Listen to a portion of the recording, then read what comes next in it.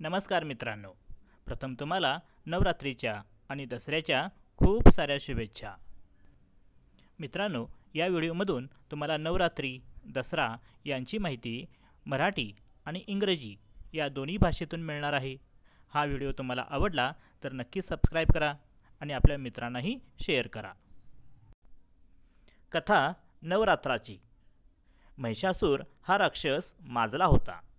देवांना आणि माणसांना त्रास देत होता. त्याने कडक तप केले होते. ब्रह्मदेव त्याला प्रसन्न झाले. कोणताही पुरुष तुला मारू शकणार नाही असा त्याला वर मिळाला.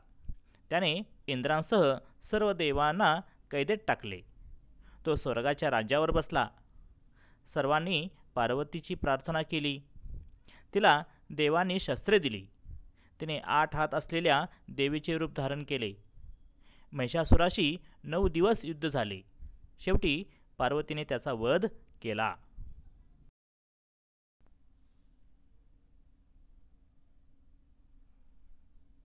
नवरात्र उत्सवाची सुरुवात अश्विनातील पहिल्या दिवशी होते. देवघरात तांब्याच्या किंवा मातीच्या कलशावर पूर्ण पात्र ठेवले जाते. त्यावर देवीची स्थापना केली जाते. घटाशेजारी धान्य रुजत घालून समाप्तीनंतर देवीच्या मस्तकी धारण केले जाते. 9 दिवस रात्रंदिवस नंदादीप तेवत ठेवला जातो. देवीची यथासांग पूजा करून रोज फुलांची माळ अर्पण केली जाते. सार्वजनिक नवरात्र महोत्सवही आता साजरे केले जातात. गरबा. गरबा टिपऱ्या घेऊन केलेले नृत्यही लोकप्रिय झाले आहे. हादगा म्हणजे भोंडला. हा लोकप्रिय खेळ मुली आनंदाने खेळतात.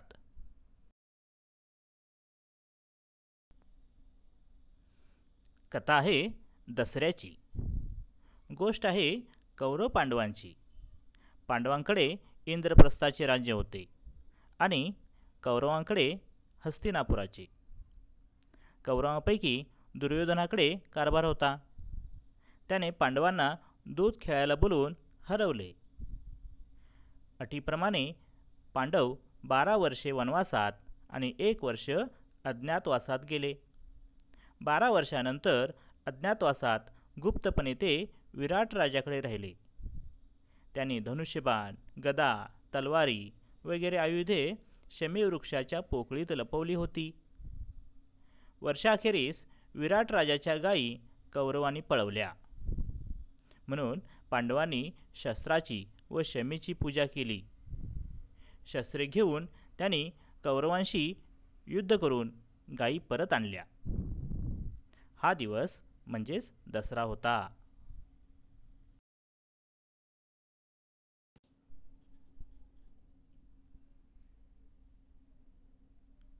दसरा किंवा विजयादशमी ही अश्विनातील पहिली दशमी होय.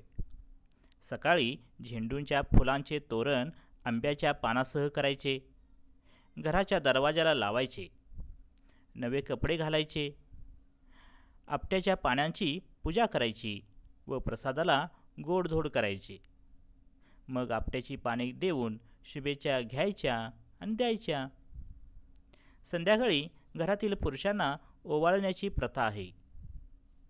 नव्या कामाची सुरुवातही याच शुभ दिवशी करतात. शेतीतील व कारखान्यातील यंत्रे, विविध अवजारे धुवायची, त्यांची पूजा करायची. ही शस्त्रपूजा खंडेनवमीला करतात.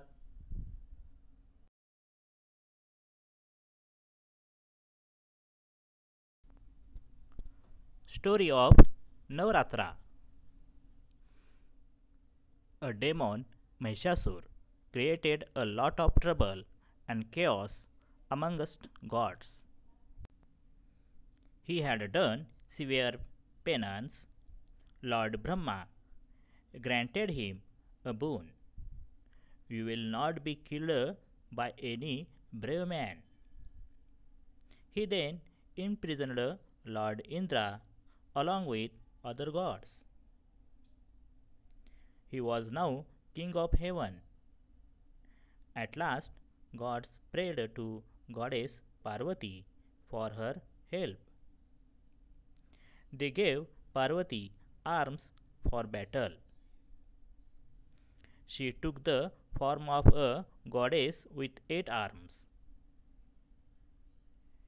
She had a long battle of 9 days and she conquered the demon.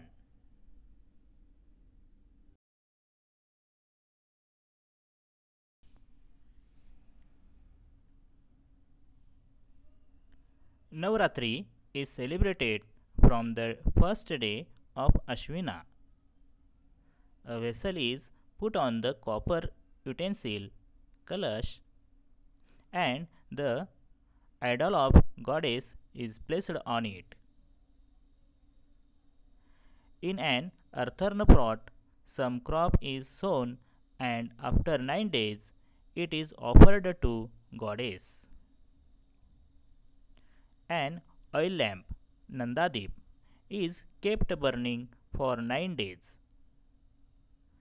Goddess is worshipped by offering garland of flowers every day.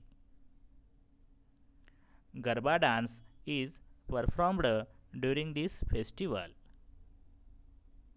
A popular game, Hadga or Bondla, is played amongst young girls. The festival of Navratra is celebrated in public place also.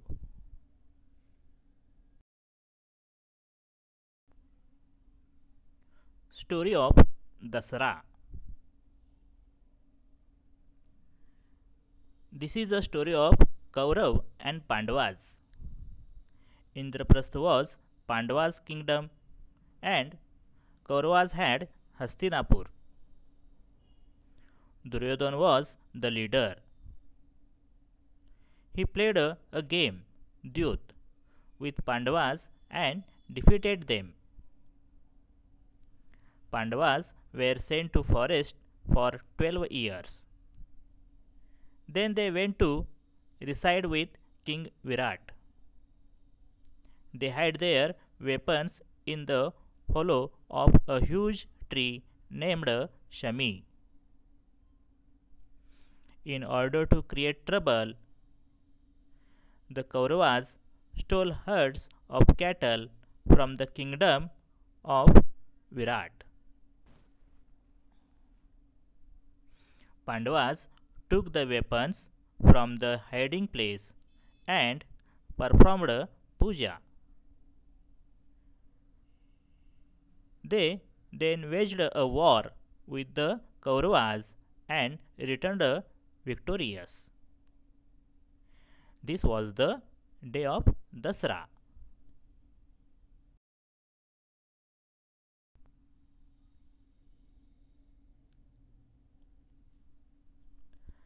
Dasra or Vijayadashmi is 10th day of Ashwina.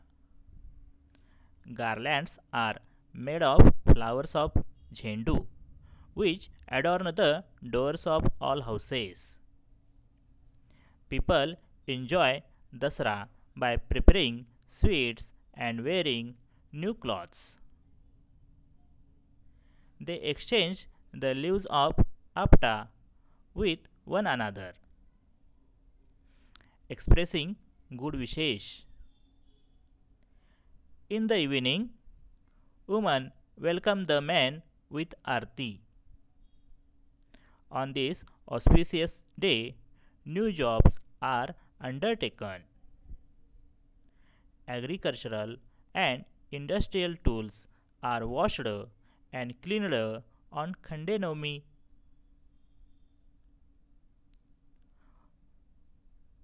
Puja is then performed of tools and equipments.